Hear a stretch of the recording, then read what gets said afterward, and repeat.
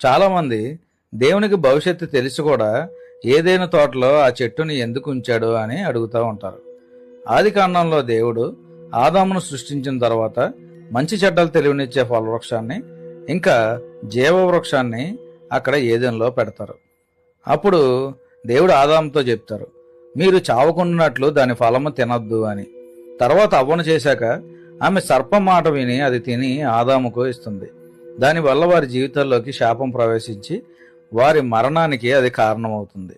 చాలామంది వాళ్ళు పండు తింటారని దేవుడికి తెలీదా, అసలు ఆ చెట్టు ఎందుకు అక్కడ ఉంచాడు, తీసేస్తే గొడవే ఉండదు కదా అని అడుగుతూ ఉంటారు.